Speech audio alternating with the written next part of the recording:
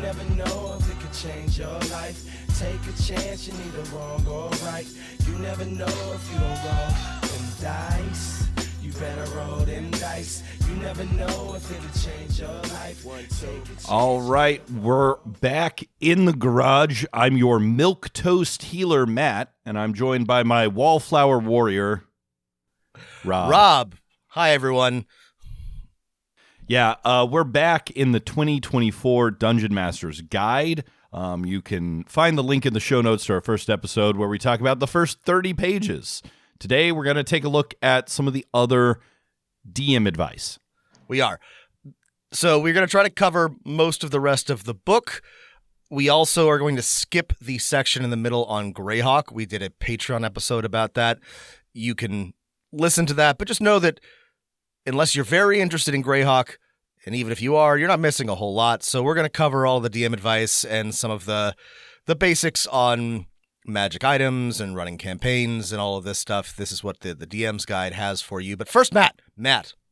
Yeah. Has Dungeons & Dragons gone woke?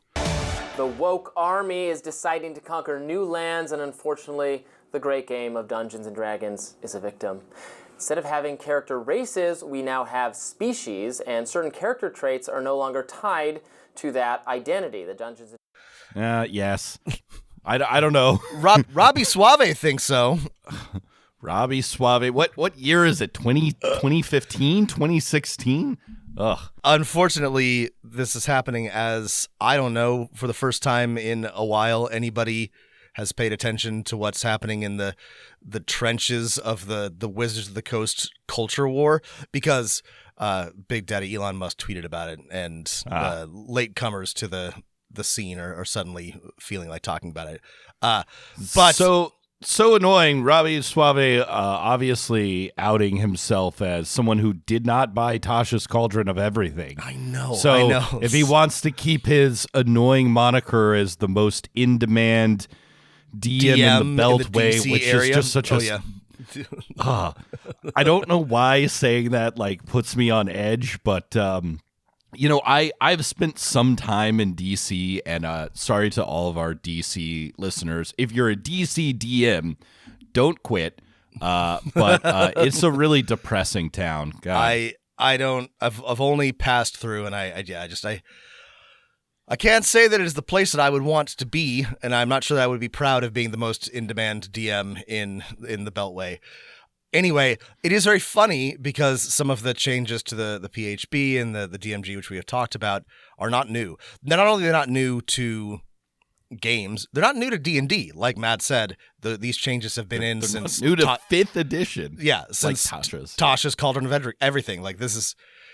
These are tourists, Matt, and I'm loath to use that term because we do not gatekeep at Dungeon Master of None. But these are tourists for the exclusive purpose of being obnoxious about wokeness. Speaking of wokeness, how do we run social interactions, Matt?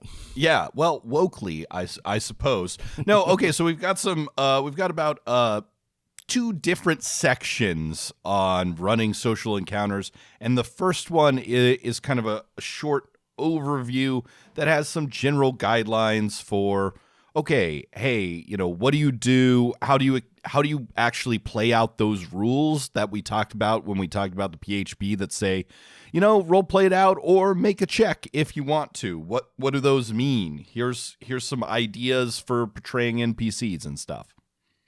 Yeah. There's, much like we discussed in the first section, there are some nuggets of good ideas here. It's very thin, right? The examples on role-playing NPCs, this is good advice. Use your facial expressions, use motions and posture, change the volume of your voice, borrow speech patterns from real life. This is good advice. However, there's one sentence attached to each of this, and I guess I don't know how you would flesh this out, but it's a lot of what's in the DMG 2024 is, here's a good idea, figure it out. And that's fine. I think one of the things that I forgot to mention last time, which is the DMG in both versions of 5th edition, is truly lacking in lots of huge tables for things besides for magic items and treasure. And, you know, a really huge table of different things for NPCs, secrets, motivations. You know, these are things that are in lots of other supplements, but for like first-time DMs, these things are really helpful. It also, this section, I think why we're like, wow, it's really thin on how you portray NPCs is they've kind of restructured how they talk about NPCs, because in earlier parts of 5th edition, NPCs were given a trait, a bond, and a flaw, which are parts of the game that have been cut out in the 2024-2025 editions. And I don't know, maybe that's a good thing. They never really knew what quite to do with these, and it seems like they got that same feedback from players. However, if like you don't have that like clear like descriptor of NPCs, something is lacking, right? You could give an alignment for them. We really like what Pathfinder did when describing NPCs in its books and stuff, giving them like one good phrase or word. But yeah, this edition is just missing in how it portrays and helps you build interesting NPCs for interaction. There are some cool tables later on, but I agree with Matt.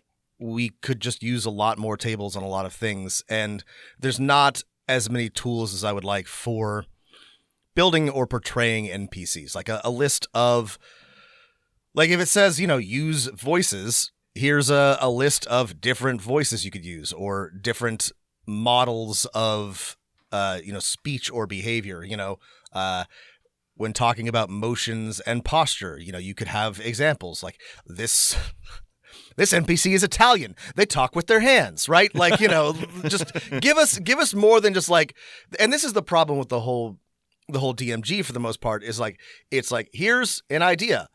No examples, no tables, no nothing to sort of like show the players like what is meant by this suggestion. And that's frustrating to me because they're not bad ideas. This just feels incomplete to me.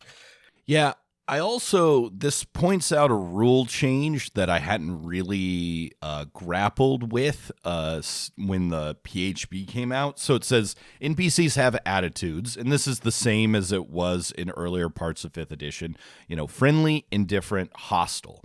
And this section here says, see Chapter 4 for their attitude. And I guess we can talk more about it. We'll talk about it when we get there, yeah. 4. So keep that in mind it's a special tool we'll use later. Yeah, sorry, I think some things to say about that, but we'll save that for when we get to the attitude section. Okay, next up is running exploration. Hey, it's the second of our 3 pillars of the EU, right? The common foreign policy, exploration. Now, here's my big picture here, is exploration is rules for structuring kind of loose travel adventures and not actually exploration. The rules for structuring loose travel adventures, I think, are kind of neat. I don't think there's super great rules for doing exploration, because if you want to do, let's say, a point crawl through the wilderness or the Shadowfell, or a hex crawl, expanding your bastion's territory, you just can't do that with the advice here. You'll need to look it up online.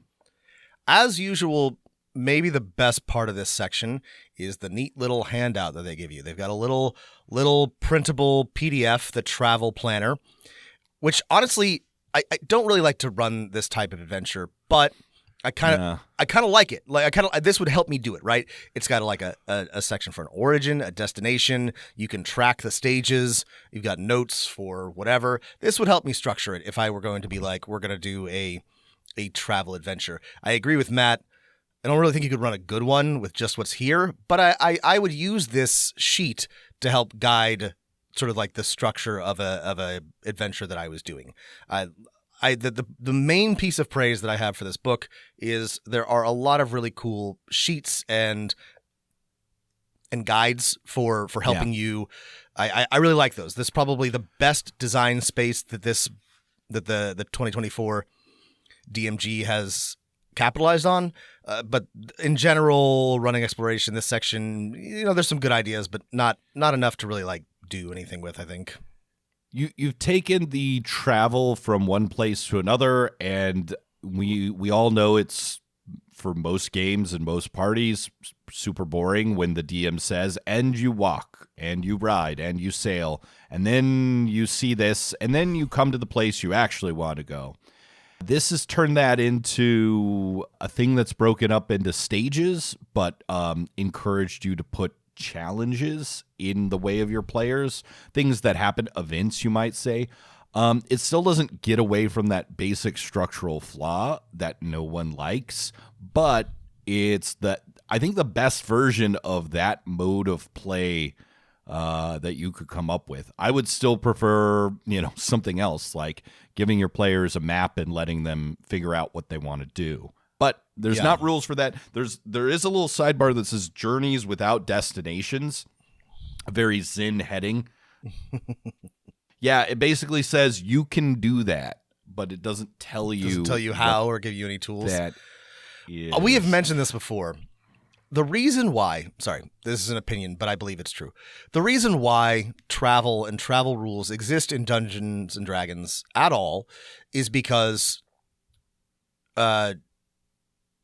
Tolkien included long, luxurious travel descriptions in his books because he loved to wander the English countryside. And so fantasy nerds believe that long travel sections and travel descriptions are required for a fantasy adventure game. And I disagree with you there. Disagree? Well, I think they're in the game because marching overland, like rules and speeds, so one of the things we haven't talked about is there's lots of things about weather modifiers and hills and swamps, and these things are a staple of wargaming, right? How quickly can I get that unit of tercios?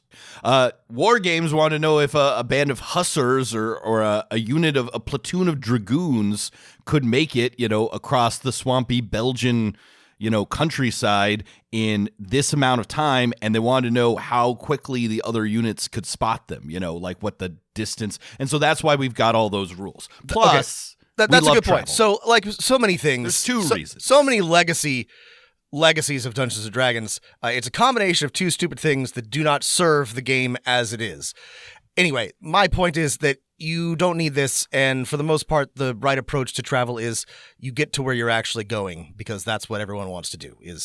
They don't want to talk about marching overland for X, 1 times X number of weeks. It's fine. There's a joke about this from 12 years ago from the TV show Community about how boring it is to walk, and you're not sure what to do. But anyway, this will help you spice that off, and we're off to the last pillar, which is combat. Combat. And all right, so there's there's something very funny at the beginning of this. There's a section on rolling initiative, which has some good advice that we have given before, but the very first sentence, and this is funny to me, this reflects on something that we said last episode. I think that the designers are starting to lose patience with some of the gaminess of the community. So here's the first sentence on rolling initiative. Combat starts when, and only when, you say it does. Some characters have abilities that trigger on initiative roll. You, not the players, decide if and when initiative is rolled. A high-level barbarian can't just punch their paladin friend and roll initiative to regain expended use of rage. Yeah. Well, I wish they could. That sounds fun. That sounds fun. That's our only. No, of course it would be not good for the overall balance of the game. That's our first and only use of an im-dash phrase. Is it really? Positive that I've seen so far. So they're getting serious here. They're pulling out all their fancy writer tools. Win and only win. You can hear that im-dash. So Yeah, initiative is basically the same. I am disappointed that one of my favorite things, especially for D&D style games, to use for initiative is missing, which is the example of side initiative. Just be like, monsters go, you go. Yeah, You I expected go, to see that go. because they've been throwing in a bunch of like, you could do this, and that seems like an obvious thing to say. If you want, you can just group enemies by side, but it doesn't say that. You can, no one's stopping you, but it's not in the book for some reason. This is, again, one more casualty in the variant or optional rules that have been trimmed down. We already talked about how it gives great advice of don't repeat game states, how, of course, D&D by default repeats game states every time players miss. Let's see. I think there's good advice on like avoiding game speak, which is sometimes necessary when you're in a hurry, but really removes any of the gloss and gild from any of your play. But there's some solid examples here on how to do that. Yeah. Like things being like plus you hit for 5 damage, you miss, that kind of, Yeah, that is helpful.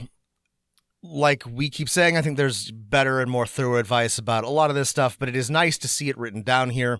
These are good suggestions for narration. Again, there's good examples, but it's one paragraph on on narration, and yeah.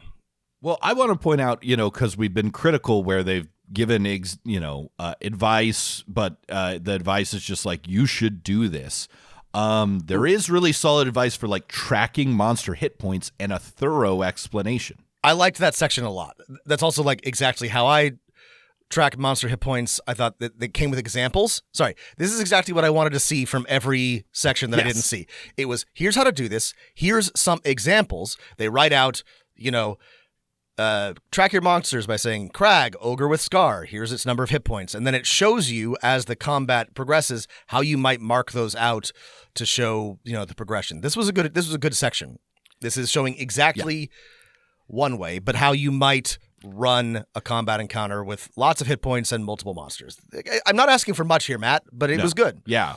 Neither am I, no. And so just keep in mind, if you want to reference exactly what we're asking for each of these sections, this one's our platonic ideal. Speaking of other things that we're asking for, another thing I was delighted by, I would have liked more, but there's a little section on describing actions, and this is good, right? Like instead of saying dash, it says, you might say something like dispensing with attacks, your foe hurries across the room, or help, while its ally attacks, your foe darts around, causing a distraction. This is good. It would have been cool to see maybe 2 more for each, but I like that they have, when we say use the dash action, this is a description of what that looks like. This was nice. I liked this section. Just one table, but we love a table. We also got an answer to a question, a partial answer to a question I had, which is what is bloodied, right? I have more about that later, but yes. Rules glossary, and here I believe it says we have the first rules attached to bloodied, which on page 47 it says that the monsters are likely to flee, or you as the DM can kind of check if you think monsters should flee when they become bloodied, when they have lost half their hit points. Yes. And if that is truly a rule, I would have loved for it in the glossary, in the PHB or whatever, when it's first mentioned, to say, this is the time that the DM may check to see if a monster's behavior like changes or something, just to kind of like let us know that this has rules. Yeah, this is very unfortunate because they've added, it is a rule. It has it's kind of hidden. It has a glossary section. It's hidden. And there are a very small number of things that trigger off of it, both mechanically and sort of like narratively. And I think that's a problem. I don't think it's well done. I think that it's potentially very confusing, especially if they begin to add more things that rely on players or monsters being bloodied. But it's fine, I guess. I actually don't object to the bloodied condition being a thing. I thought it was nice. It's a great idea. It was great in 4E. I thought it was a really useful tool. I just either use it or don't. Make it a rule.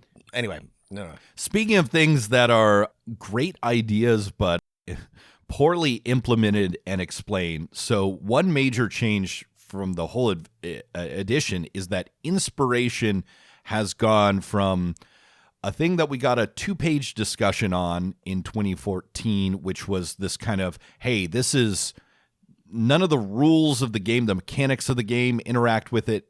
The only interaction is you as the DM awarding inspiration, or perhaps players award inspiration to each other, to it's now called heroic inspiration. And the discussion we get for game masters is just like 2 very short paragraphs in a thing, which in is a like, sidebar, hey, yeah. give it if you feel like it. What is the purpose of this? We don't know. Inspiration is one of those things that I really thought was going to be more important when D&D Next, when 5e like first launched, and I guess they never really figured out what to do with that. So, and they still haven't. So, sorry. Well, when I run 5e, I still give out inspiration all the time. I'm like, take an inspiration, but that's it. That's just kind of like the extent of that, you know. Well, I mean, I think that's kind of all you can do with the mechanic, because it doesn't interact with any of the, I thought, kind of interesting role-playing elements that they added to 5th edition: traits, bonds, flaws, backgrounds, things that were not in the game before.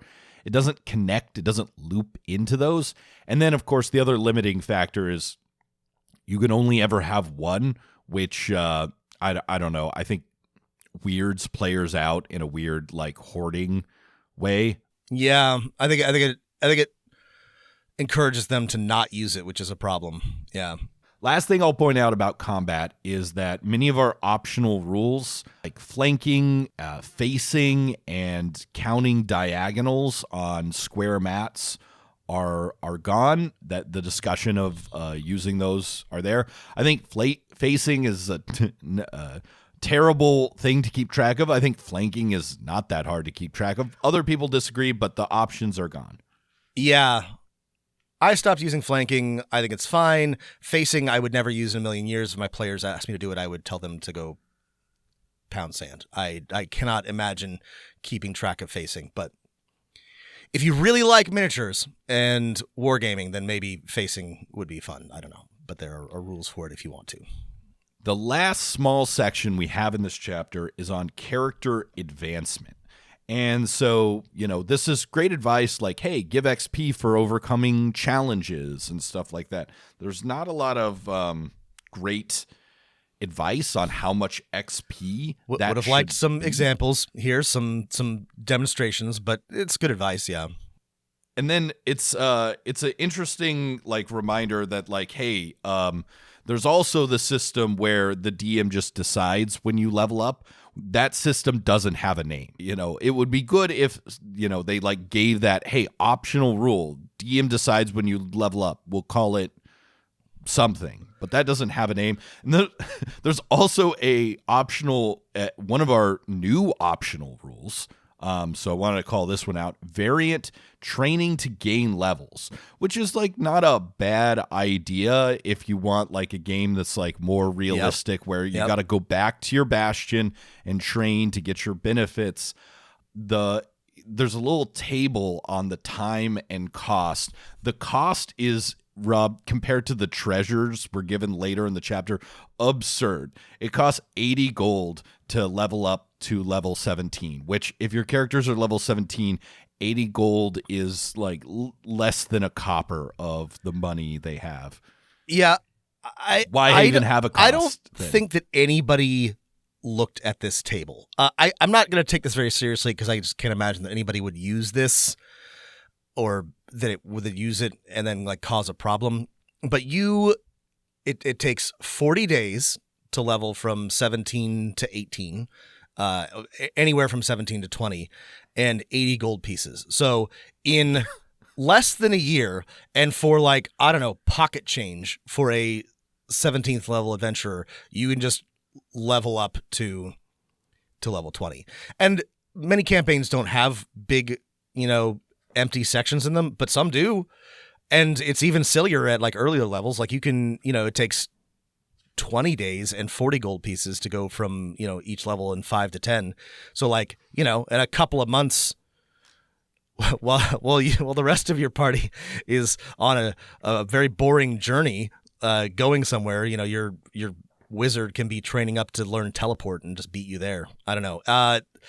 No one will use this. This is silly, but like, well, no. I think you still have to. You still have to hit the level with XP. It's just before you actually gain the benefits, you have to go back and do the training.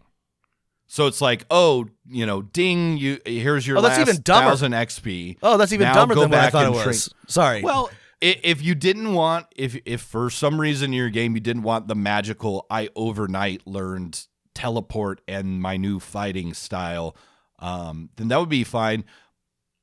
To me, I would never use this, but yeah. Huh. Well, this is less stupid than I thought, but more confusing. Okay, well, all right. I guess I get it. I guess if you're playing like, I don't know, like a more gritty, like combat or martial arts or, type of campaign, maybe that makes more sense. But I mean, still this would be a great time to like loop in what we'll probably have to talk about later, but the Bastion rules. They're presented as a complete aside, so we can't really connect anything to them. Because, that would be bastions are the place where you train. Okay, well, that's not this game. All right, let's go to the next chapter because we got a lot to cover. Session and story-based advancement. That's what the game calls. Yeah, they do have a name for it. It's just... Okay, sorry. It's not much of a name. All right. The next chapter is the DM's Toolbox, and it's a real junk drawer of things that are new, things that were moved around from the previous DM because we kind of lost that world building, campaign building, then down to the granular advice structure of the 2014 campaign. So there's a lot of the rules for everything from traps and poisons to like marks of prestige. So chapter 3, and I think I got to first start with the splash art on this page. I thought you would like that. Our first and only Eberron art. It's got a great depiction of Sharn, City of Towers, and it's like, there's a giant, blob eating it, that's great. That's a great idea for an Eberron adventure. There's some airships in the front. I love airships. They look so cool. They don't. What? So come on, don't be a hater. I feel bad for this artist that they did not get like a proper briefing on or blurb on like what airship should look like in Eberron. Notice the gas bags, Rob. There are no gas bag airships in Eberron. But like, the come airships fly using elemental. Cool. I like Zeppelins. Come on. No, I'm sorry. There are no Zeppelins in Eberron. They use elemental binding. Elemental binding. The in gnomes bags. of Zilrago. Zeppelins, Matt. Don't take away my Zeppelins. No. That's right. These are not... We actually have art of the airships at Eberron, and they don't look like this because they are powered by elementals and not by helium or hydrogen-filled bags. This is... Yeah. I would also point out that in the city of Sharn, it's a manifest zone connected to Cirith. You're right. That's why they can build so high. You wouldn't even need you wouldn't need that. Zeppelins are no reason to exist. A simple sky sledge is all you would need to temporarily fly around the city. I feel bad. This is a major fail on art director's part. Not No, it's not the artist. The artist created something cool. Yeah. The artist did a great job, but clearly no one here gives a shit about Eberron. It's a minor thing, but it just like the airships in Eberron are so iconic looking. To replace them with clearly World War I Zeppelins. Anyway, I'm hating too much, Rob. Let's move on to the No, toolbox. it's a good point. This reminds me. You remember that magic card from like 15 years ago, which is like devious lemur or something, and the artist drew a lemur or something because nobody told him. No one told the artist that it was a demon. Anyway, it's a great card. It's good art, but like the art director did not like give clear instructions. Yeah. No. I like this art because it looks cool, but Matt's right. This is not a good depiction of Sharn. Well, the city looks great. The blob looks great. Good job, artists. I'm sorry no one told you what the airships reflects are supposed to a lot of the book. feel. It's just like there was very little editorial control or quality control of any kind in both the writing and in the art. It's whatever. It's all right. I want to say, sorry, very briefly, we got a lot to cover, but we're doing a lot of hating. Yeah. And I'm frustrated because I would like this to be better. I will say that this is probably not for me. And if this is your very first, if you are a brand new or new-ish DM, then a lot of the advice that we find to be incomplete or unhelpful or kind of thin, maybe your very first encounter with that advice. So maybe this is a very good book for a absolute brand new baby DM. I think there are better books, but I'm trying to be kinder, and I think maybe if I'm being generous, that is who this is aimed at. But I do feel like not a lot of effort comparatively was put into this book, and that's frustrating to see. Yeah, I think we're just frustrated on your behalf when there's advice for things that I think are really important parts of the game, especially as is played today, that are not fully fleshed out. And if you do your gosh darn best to follow the advice given here, it's setting you up to have a bad time in some cases, and that always makes me feel bad. Yeah. Anyway, on to the toolbox. What sections do you want to highlight here? I want to talk very briefly about there's rules on chases, which have existed before.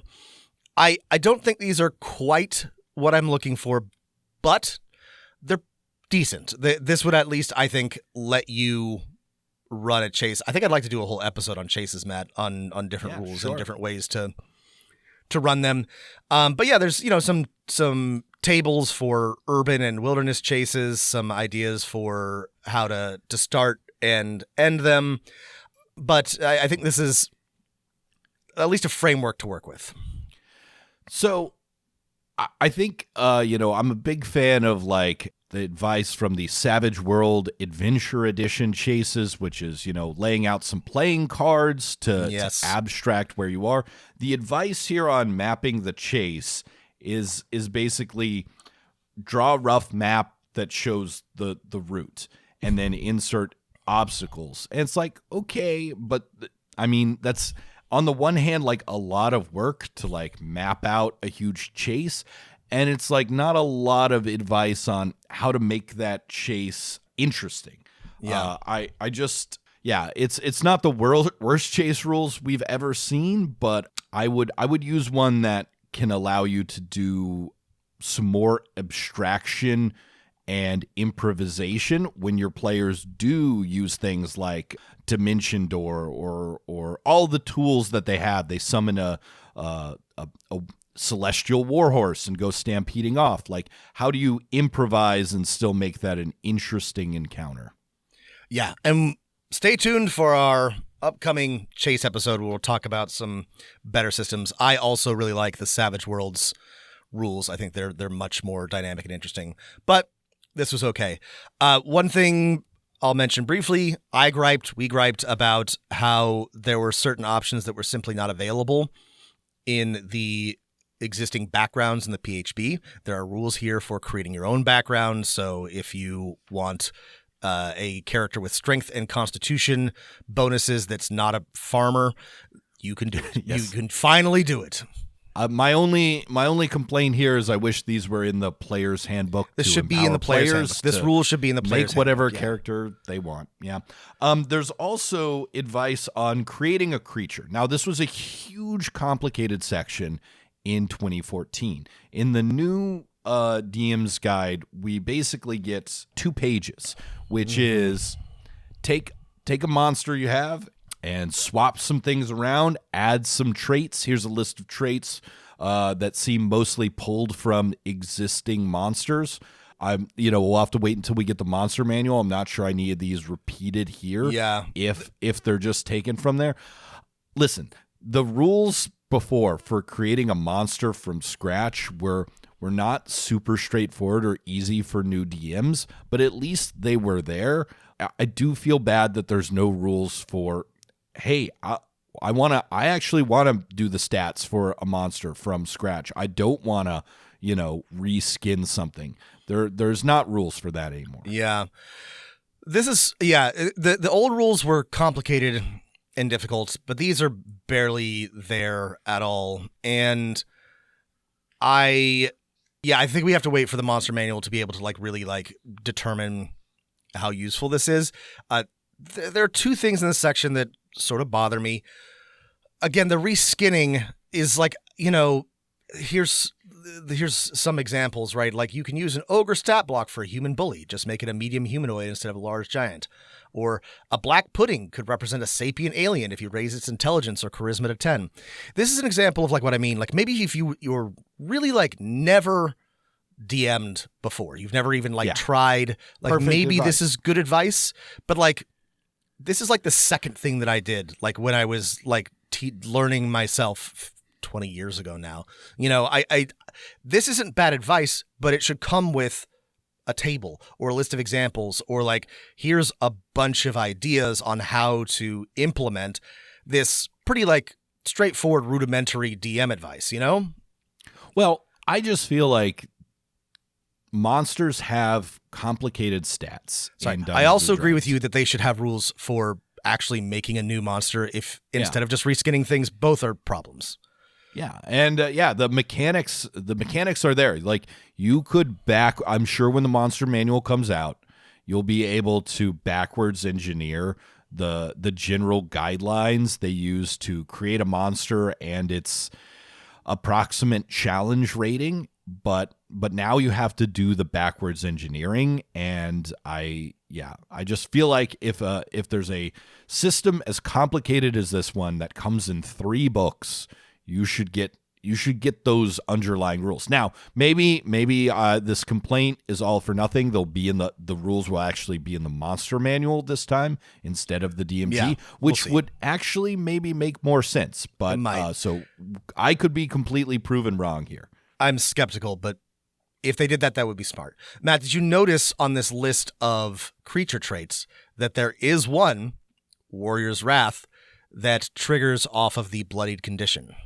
Oh, nice spot. Yeah, the creature has advantage on melee attack rolls against any bloodied creature. This makes me think that the monster manual was not finished when they wrote the PHB entry for bloodied, because logically, to prep the DM for what and players for what they need to know, the bloodied thing in the PHB glossary should say, at the bloodied condition, DMs often or sometimes check to see if a monster's behaviors change or if a new ability triggers. Yeah. We've been saying, there's only like bare mentions of it in the PHB and so far in the DMG, but it is clear that there are some mechanical rules attached to the bloodied condition. This, I'm tired of complaining about it, but it's a small thing, but it's a problem. We'll see how it manifests in the monster manual. I guess I could put a pin in that later. All right, magic items. Anything we want to say about this? No, these seem pretty unchanged, other than there are less examples for creating new magic items and spells than the 2014. But they seemed almost exactly the same to me. There's also rules for like interesting magical curses and death. There's a lot of the same rules that you would get scattered about in the 2014 DMG, like traps and stuff like that. The downside is you also have things that like don't really, so this kind of is like a reference, like, hey, I need to look up a trap, let's go to the trap section, the DM's toolbox. But there's also like world building stuff in here, like gods and religion, campaign building stuff, marks of prestige. We should, well, I don't know if we should talk about that. There's 2 pieces of art that I want to mention that I love, and they're right next to each other. One is there's a section on fear and mental stress. I don't really want to talk about it, not because it's bad, but just because I've never liked these rules in D&D, and if I wanted to use them, I would homebrew my own.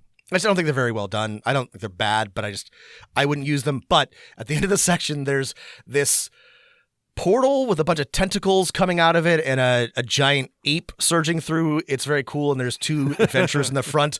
One of them, and I like this a lot, is clearly like some kind of Nancy boy, like, bard half orc. He's got tusks, but he like looks, he's got beautiful coiffed hair, and he's quailing in the foreground. I like him a lot. I'm a big fan of this soul like patch. I know. Huge fan of this depiction of this half orc. He's great. I want love this to be my character. Yes, for sure. And then there's this amazing piece of art on the next page of a dwarf with a shotgun shooting a troll in the chest, which is and he's like wearing like medieval armor, and he's picked up some shotgun and he's holding it badly, which I think is deliberate. I love this. I think this is the coolest thing I have ever seen in my entire life. I wish that Dwarf the rest is getting kicked in the chest with the shotgun, but that's intentional. Because, there is a section on firearms and explosives, which is a little bit more thorough than what we got before. And I think it's almost exactly the same. There's a little bit more, right? There's a couple of extra items. The Renaissance stuff was moved to the PHB. But bomb, grenade, dynamite stick, those were all in 2014, as far as I know. Okay. But having art for it is amazing. Is good. But this is... Oh yeah, I guess the alien technology and all that's all been there before. None of this is technically new.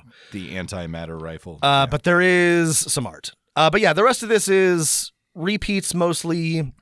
There are 2 new rules that I wanna talk about. One new and one old. I'd love to talk about mobs really quickly, and then I'd like to talk about the old rules of traps. Yeah. Mobs. So to introduce mobs, it's a simple system for running lots of monsters. They might automatically hit. You don't have to roll dice, that kind of thing. And I thought this was interesting because it's pretty much the most complicated rules we're getting, right? There's not complicated rules for building a monster, but we're given this huge table of that, does need an example. I certainly need it to understand, right? So if you have like mobs and you need to calculate, how often they hit, there's this table you could look up and it will tell you how many of them will hit, how many of them will save if you shoot, this is like, so you have 10 zombies and they all get hit with a fireball and you want to see how many would save. I'm not sure if this is faster than just having 10 D20s in front of you and then looking up what the target number they need to roll is. Yeah. I don't know what to think about this. I actually don't think the rules are bad. I think it's a good way to maybe run large numbers of monsters. This feels like somebody's pet project. Like I like nothing else in the DMG is new and doesn't feel very polished, and I'm not like against it, but like this is like in a game that has become aggressively less fiddly, like sometimes to its detriment, like removing things that are good just because they might be confusing to new players. This is a really weird thing to include. It's also weird in that it's clearly for people who want to have large combats but are not using maps and miniatures, right? Because there's advice and tables being like, what if someone uses a 15-foot cone? How many enemies can they reasonably, on average, be expected to get? Listeners, so you have an idea of what we mean. Let me read a sentence from this section. Seeing a larger crowd of zombies in the distance, the wizard casts Fireball. The spell covers a 20-foot radius sphere. The targets in the area of effect table suggest that the area covers 10 zombies, but the DM rules that they're densely packed together and adds 1d3 rolling a 2, so the spell engulfs 12 zombies in its area. The zombie's dexterity saving throw modifier is -2, and the wizard's spell save DC is 16, so the roll needed is 16 minus -2. Finding 18 in the normal column and reading across the out of 6 column, the DM gets a result of 1 divided by 6. 12 times 1/6 is 2, so 2 of the 12 zombies succeed on the save. Yeah. Whew. And then you do have to reference 2 giant tables to do that. And then the other thing is like, this is not D&D's first attempt at these kind of mass rules for numbers of mooks, right? 4th edition had minions, which, if they took any, considerable damage, or I think 1 point of damage, right, they were eliminated, right? This is to represent higher level characters taking these out. The rules for this have translated that into hit points. If a spell or attack reduces a monster to a handful of hit points, assume the monster is killed or taken out of the fight. If you're a new DM, like, what does a handful of hit points mean? Like, are there some rules of thumb for, like, understanding this? Like, yeah, I don't know if this will actually help you run large groups of enemy monsters quickly, which is I think the point. The minion rules were good. I don't know why we didn't just bring back minions. That was one of the most innovative rules and a great one for running large combats where the players get to feel cool. Like that was that was the whole point. And was it perfect? No, but it worked. No. It was simple. It was easy to run. Like you mark, these are my minions and they have 1 hit point. And I don't know. Sorry. I don't want to go off. They can still do, the great thing about minions is they could still be a threat in large numbers because they still did full damage. But they still had to be dealt with, but they could be dealt with easily. I think this is where not moving away from the DMG with lots of variant rules is a mistake, right? Mm-hmm. Because you could easily in this section have 2 or 3 variant rules for running mobs, but including the minion rule. Like if a mob takes any damage, it's out of the fight. Yeah. Okay, let's talk about traps. What did you want to say about traps? Okay, here's my question to you, Rob, and take a look at some of the example traps, which is, how do you find a trap? I don't know, Matt. I I hate the trap rules. I've always hated the trap rules.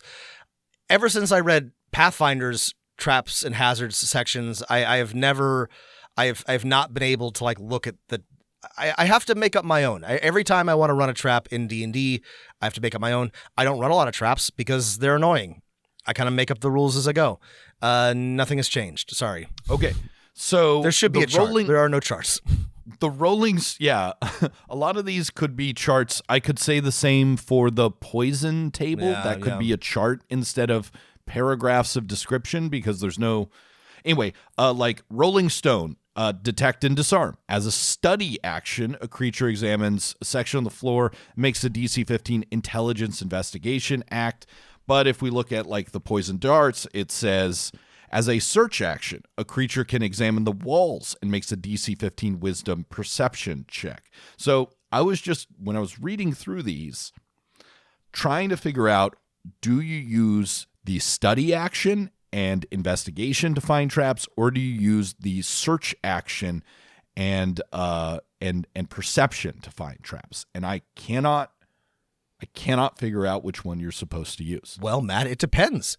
Is it a poison needle trap or is it a rolling stone trap? Because you don't use the same ability score to find those two things, apparently.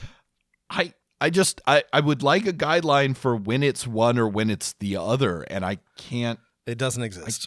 Can't tell the pattern. There is a chart at the typo at the bottom, which is sort of helpful. Building a trap, this is the level, this is the attack bonus, the save DC, the damage. What does it not include, Matt? It does not include the action that you would use to find it or to avoid it, right? That's not in this example chart. Yeah, study.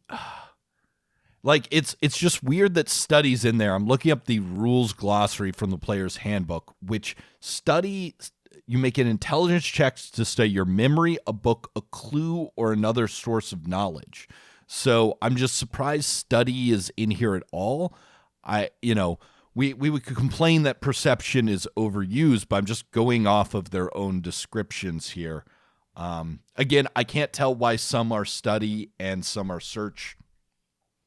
It just does not make sense to me. Why not? You could use either. I don't know. I have no answers for you, Matt. Anyway, next chapter. I think that's all I have to say about the DM's toolbox. I think a lot of my conclusion about this chapter is a lot of the stuff that we didn't talk about, like dungeons and not really including rules on how to adequately map them, just saying, look at the examples. Settlements, gods, and magic feel like they should go in a different section and really got short shrift. There's not a lot to settlements other than, sometimes there are settlements. Marks of prestige. Seems like something that could be integrated with the Bastion rules. Of course, Yeah. it's not. Anyway, we should move on to Chapter 4, Creating Adventures, right? The next two sections go to Creating Adventures and Creating Campaigns. So these are like little paired chapters on how to actually build and run the game before you sit down to play. Yeah. And in my opinion, the main issue with both of these sections is what we've been saying, is there's some good advice, but it mostly consists of here's an idea, good luck. There's not a lot of detail or examples. It's like you could have a episodic campaign or a serialized one. Those are your options. Pick one, you know. Yeah. There's suggestions Rob, on premise. I hadn't and heard of conflict. this. Yeah, sorry, go ahead. I hadn't heard of this until you told me it in our last episode, which is the the like draw. How do you draw an owl? 2 circles, then draw the rest of the owl. Since you told me that, every time I'm reading a section, I just see that image in my mind. Just draw the rest of the fucking owl. I mean, that is what this whole book is. It's like, this is how you do it. Just do it. There are some charts in the Creating Adventures section, and I wanted to point out something that I thought was funny to you, Matt, and you tell me if you thought this was notable. There's a chart that you can roll on, which is, I'm never going to complain about a chart that you can roll on. If there's one thing that I expect from a D&D book, it is a chart. So if you gave me a book full of charts, I would be happy. And which is one of my main complaints about the DMG is that there should be more charts for me to roll on. But here's they have suggested adventure situations by level if you're trying to do an adventure. So like they've got some for 1 to 4. You roll a 1d20 and the suggestions are things like ghouls are venturing out of the catacombs at night, or a hag's curse is making it animals unusually aggressive. And then 5 to 10, you've got things like a master thief plans to steal royal regalia, or rebels or forces of an enemy nation have kidnapped an important noble. These are not, whatever. They're good for generating ideas, maybe. Fine. They're fine. But then you've got your 11 to 16, Masters of the Realm, and it goes from 20 possible choices to 12. And then 17 to 20, Masters of the World, it goes from 12 to 10. And I thought this was kind of funny that even the designers of Dungeons and Dragons can't come up with anywhere near as many ideas for high level adventuring as they can for levels 1 through 10. And I thought it was kind of amusing to me. Yeah, I like all the options here, but the fact that they couldn't do a full 1 through 20 for each of those is a little sad. A little sad. I do like all of the hook. So we're given here actually our first like clear sets of instructions for DMs on how to do shit, which is 4 steps, right? You can everyone, you can create adventures in 4 easy steps. 1, lay out the premise. 2, draw in players. 3, plan encounters. 4, bring it to an end. And Rob, my problem here is all of these steps are perfectly cromulent. The problem is step 3 is the owl step, right? It's the rest of the owl. It's like step 3, it's like how to plan an adventure. Okay, prep it. Okay, get your players interested. Okay, end it. And then one of the steps is plan the adventure. Right. Right. So, yeah. And there is plan encounters. And so they give us examples of encounters. They don't, and this is what we said earlier, they don't give us a lot of advice on linking those encounters together into like a satisfying whole. Right? That's the part that is really lacking, right? This is where we need an extra 3 or 4 steps. There is a good section on difficulty and planning combat encounters. I did not compare this to the 2014 DMG, but I found this comprehensible. Here's your XP budget. Here's how to plan it. Here are 3 examples, 1 for low levels, 1 for mid levels, 1 for high levels, some troubleshooting tips for, using that budget and making those encounters useful. We have read some really good books and articles on how to plan combat and encounters that are they're just as easy to understand and much more sophisticated, but in the very narrow realm of putting together a combat that is meaningful for your players, this was good advice. This was a good section with a chart and everything, so that made me happy. Yeah, I liked this. This makes more sense than the previous rules, I think, to me. My one quibble is the very last section of this, which is unusual features. If a monster has a feature that lower level characters can't easily overcome, consider not adding that monster to an encounter for characters whose level is lower than a monster's challenge rating. That's great advice, right? We often talk about, oh, hey, like a shadow, a thing that like has resistance to all damage or something, a flying creature where the players don't have access to ranged weapons or something. It's going to be tough. But the way it's written, it's like, I'm not sure new DMs will know what is an unusual feature, right? Yeah. These are all fantasy crazy This creatures, and some of the weirdest ones don't have any unusual features. But this would have benefited from some examples, and this is one of D&D's legacies. It used to be sort of, I don't know, question mark fun.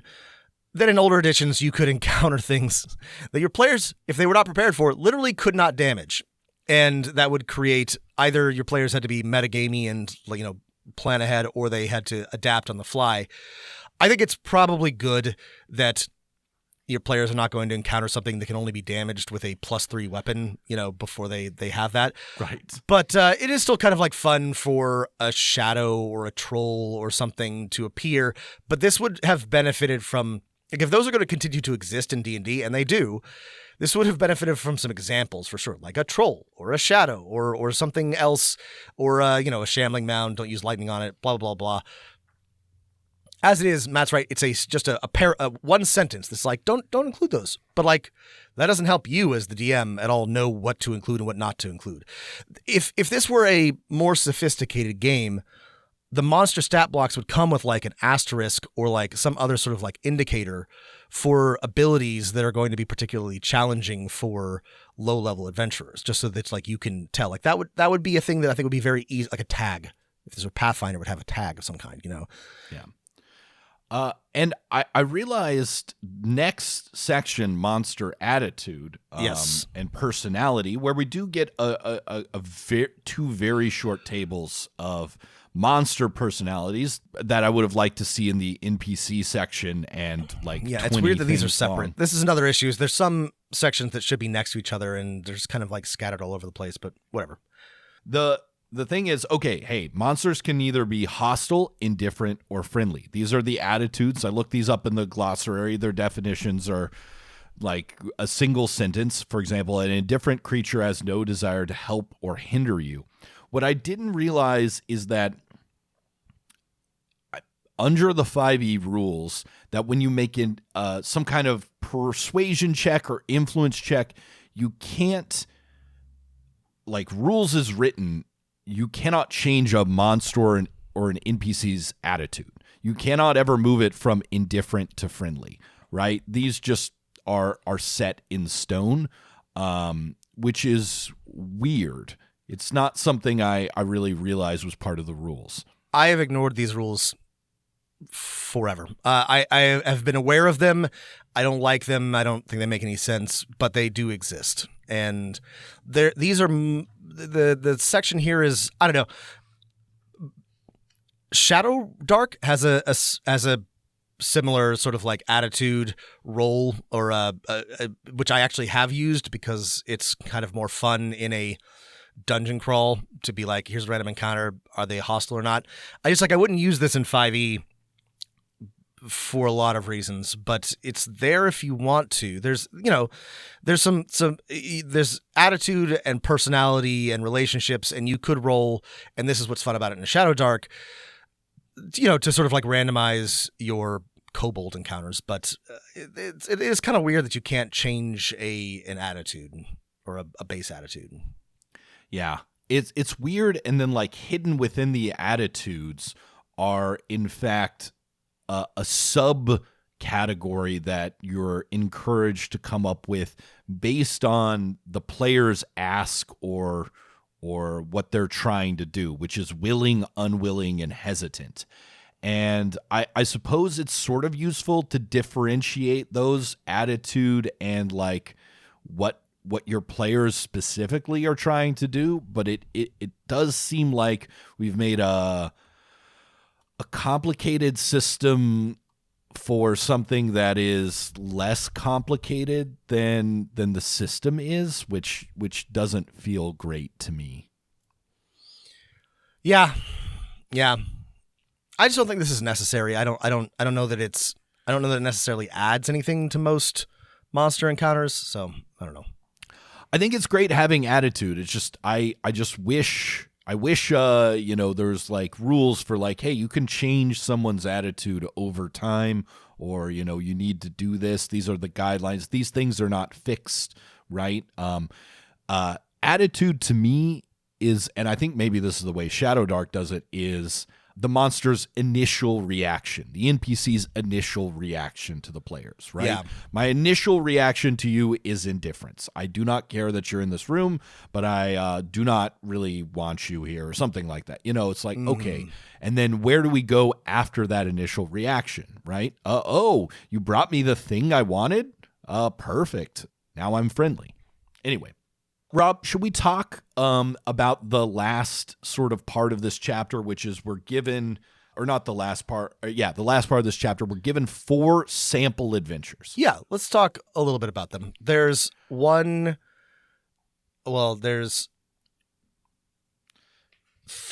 of them are low-ish levels, and then 1 is sort of like medium level, and these are examples, and they're very brief. I don't want to give you the suggestion that they're actually, a full adventure. They're all half a page. Yeah. I will say you could probably run them.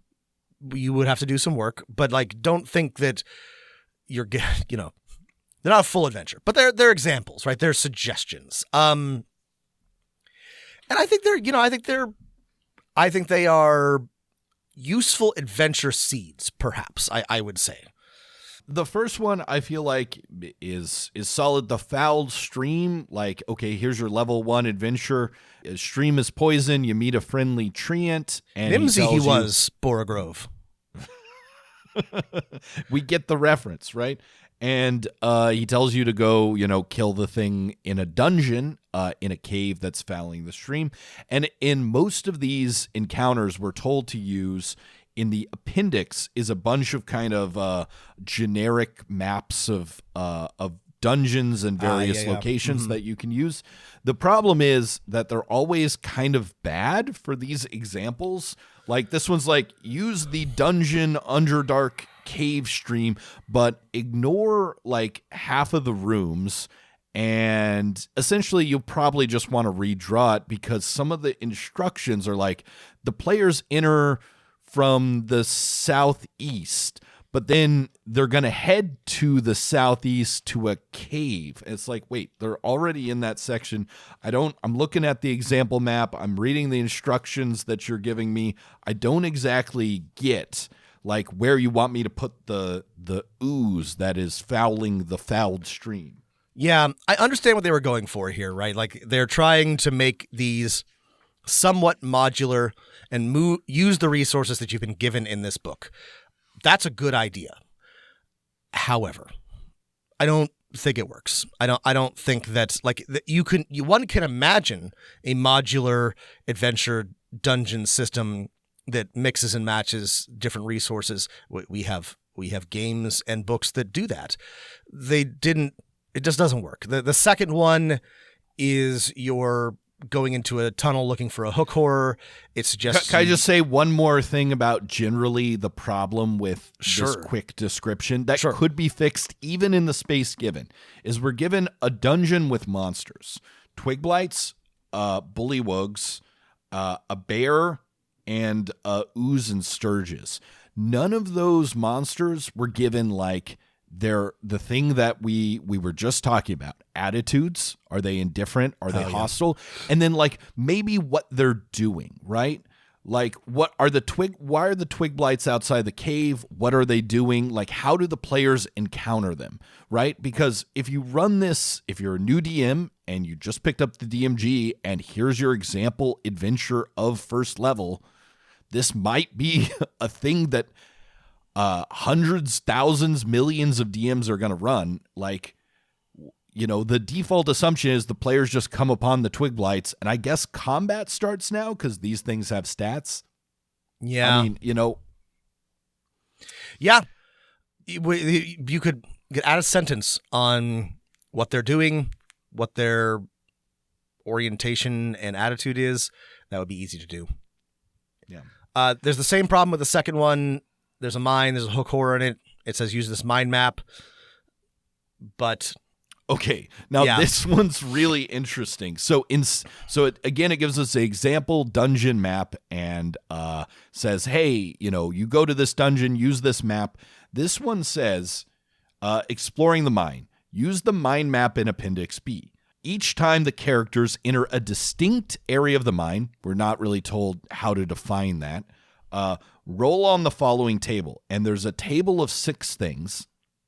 4 of them are monsters, like one of them's a clue, and then 6 is sounds of terror, and then it says see below. The first time this encounter occurs, the characters hear eerie clacking and scraping noises. The second time, they find the source of the sounds and markings, the hook horror. This is the boss they have to kill.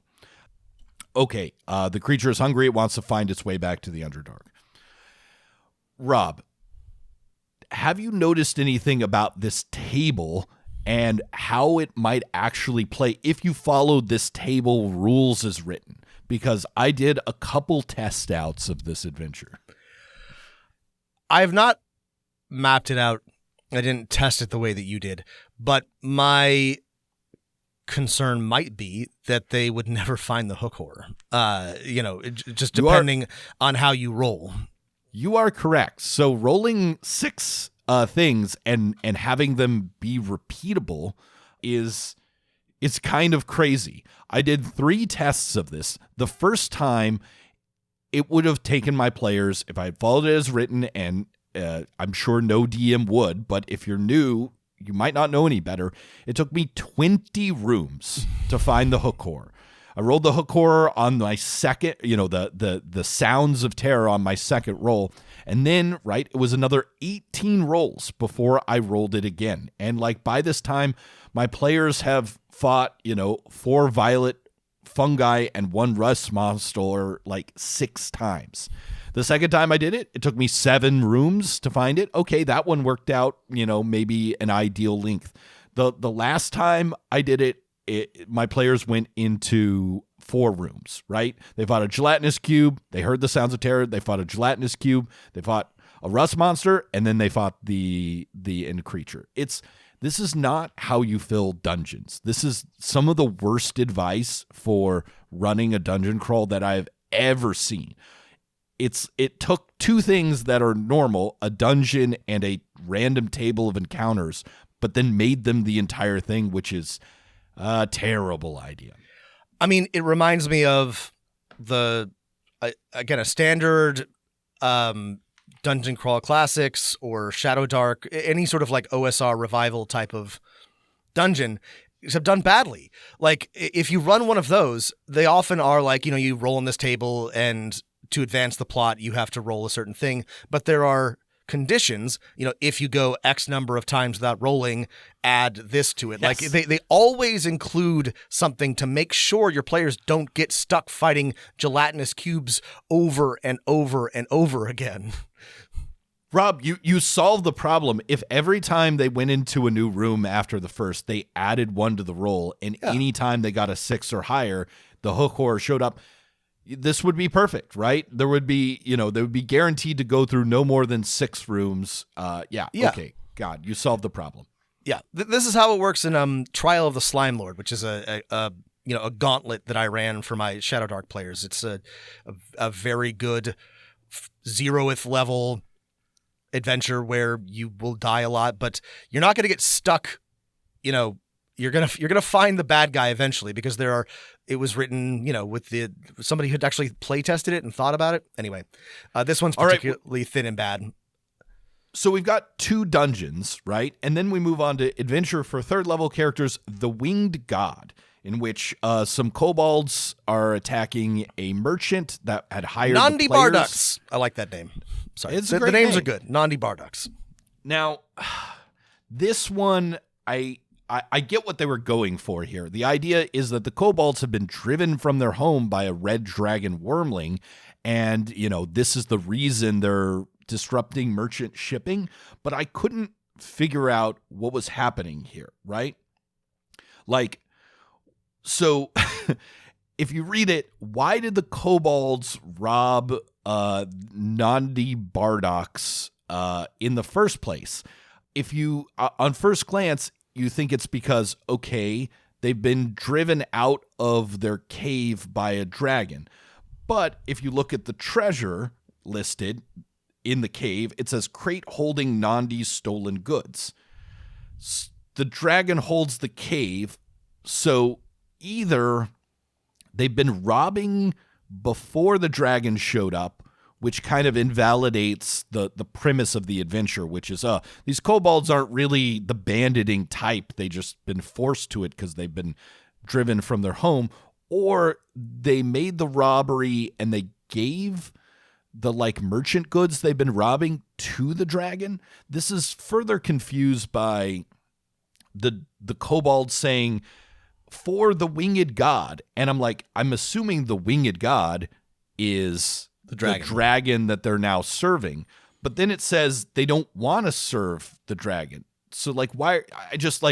This could be solved by, let's say, adding a faction among the kobolds. Some of them are happy to serve this new dragon. Others, maybe the ones that were on top before, wish they could drive the dragon out and return things to the status quo. But we're not given that, and I honestly could not figure. I was trying to take it as it is, plan it out as is written, and I could not figure out what was going on here.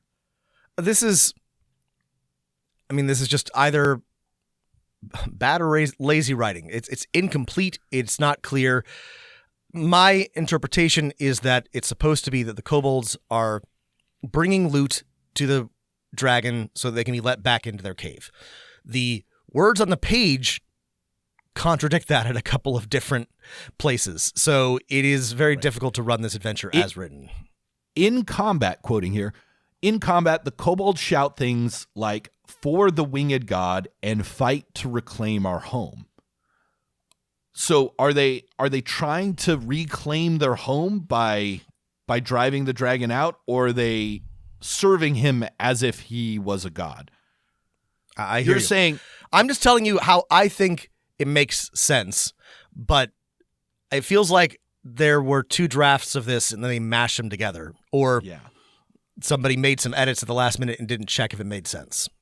Okay, you're saying the dragon is ordering the kobolds to rob merchants in exchange for the treasure it's eventually going to leave? No. Okay. It's a dragon. It wants gold. It wants a hoard. And if the kobolds serve it, it will allow them to move back into the home that it evicted them from. That's how I would run it. Whether or not the dragon intends to make good on its promise is something else entirely. But that makes sense, right? The dragon says, "Bring me gold because I'm a dragon and I like gold." And the kobolds rob Nandi Barducks, and that's where we're at. Yeah, I guess I'm just confused as to what is, because this is a great idea for a very simple adventure, right? Okay, kobolds are attacking, but the reason they're attacking is complicated, and maybe we can address the root cause of this, right? Because there's always going to be more kobolds in the hills. But it just the confusing way that it is set up, hey, are the kobolds trying to break free from the dragon? Are they not? I'm blown away by how incoherent this one was. Yeah. I mean, I would make some changes, but as written, it's a mess. Matt, we gotta move on. All right. So there we are 2 spent other more time adventures talking about this than they spent writing it. Okay, yeah, no. I mean, there are 2 other adventures. We don't have time to talk about them. Maybe we'll bring them up in a later we episode. can. They're just like they're equally thin. One is there's a fiendish artifact. This one's Greyhawk focused.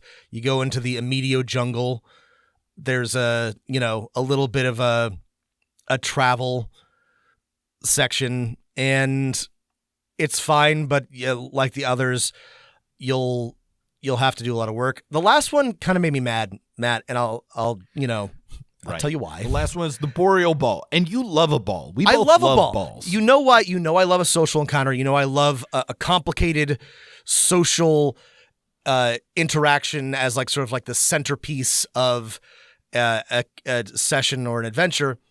And all you're given here is a situation. There's a ball. There's a hook. They're invited. And then 1-sentence descriptions of 5 NPCs, and then like a rude interruption by a nasty hobgoblin and his captains that you have to fight. This is insulting to me. Like they were like, players don't have any motivation. There's they don't have anything nothing- they need to accomplish at the ball. There's nothing here. Like they were like, oh, we need a social adventure, but like they didn't put any effort into it. It's hardly worth talking about it. I just want to bring it up because it made me mad. It's a perfectly fine idea, but they didn't bother to actually write an adventure. Like they didn't. There's nothing Right. to do here. There's just like you go to a ball and then something happens. Like I'm just cranky. Yeah, it really shows they don't. I mean, this is so similar to a lot of the social encounters that are embedded in many of the published WotC adventures of late, right? There's some kind of event. They've for the world's dumbest DM, they've made it. They've written it in a way where, okay, there are 3 dances. Everyone gets a dance partner every dance. All right. Instead of having a free-form social encounter and giving the players giving you the DM the like background information for what's going on, and then guess what? We've added a mechanic to it. You need to get your dance score up to 7 before someone does this, and a dance score can be in acrobatics. It's all this silly stuff. And instead, right, all we needed was a paragraph, right? The players are at the ball because they need to get one Fey Lord to agree to end his torrential reigns of the village they're from, whatever it is, right? But Any there's number no of goals. things. The Baron is planning an invasion of a neighboring section of the Feywild, and they've been asked to sort of like deter him. Like anything, there's somebody at the ball that they need to get close to, but in order to do so, they have to, dance their way through all these dance partners. Like anything, just give us something. Yeah. And then even if this is a social encounter, right, you will probably spend most of your time at the table ending up doing this random combat encounter. We're not really told what this hobgoblin wants other than he doesn't like adventurers. And I'm guessing he might mean mortals, like non-Fey at the ball. Anyway, it doesn't make a lot of sense. The sample adventures were I think the first one was maybe sort of okay, but I liked after the foul that, stream. I thought it was 60%, of a first level adventure. I thought it was a very good adventure seed. I like Borogrove. I like the idea of an alien fungus. I think that's better. Listen, first level adventures, you spend a lot of time fighting goblins and kobolds and wolves and things. I think fighting an alien fungus is a neat differentiator for a first level adventure that is I love it. Yeah. manageable for first level players. It's not perfect, but this was good. This was the best of the 5 of them. Right. And I know I rambled about it forever, but the one with the kobolds, it could have been really, really interesting in that you have a classic dungeon crawl and escort a merchant, but there's like this nuance and possibly factions and kobolds who want different things. But again, I could not figure out what the kobolds like timeline and actual wants are.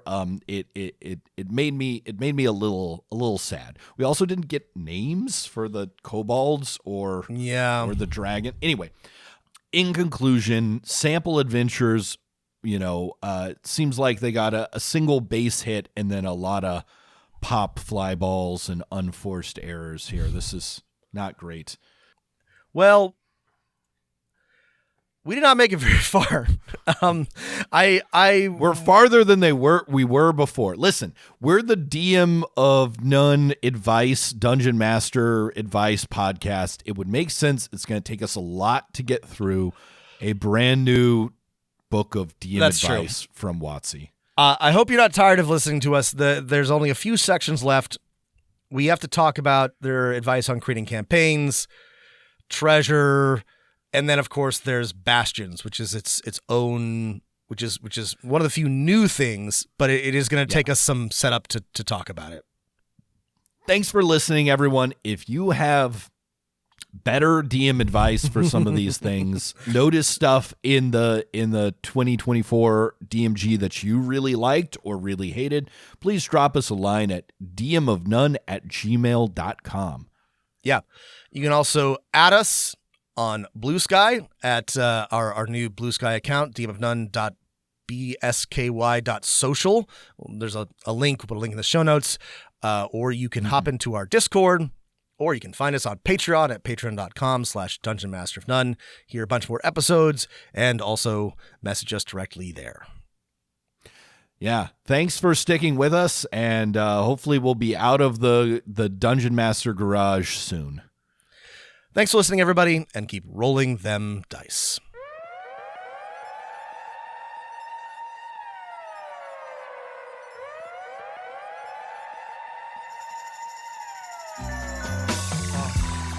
You better roll them dice. You never know if it could change your life. Take a chance, you need a wrong or right. You never know if you don't roll them dice. You better roll them dice. You never know if it could change your life. Take a chance, you need a wrong.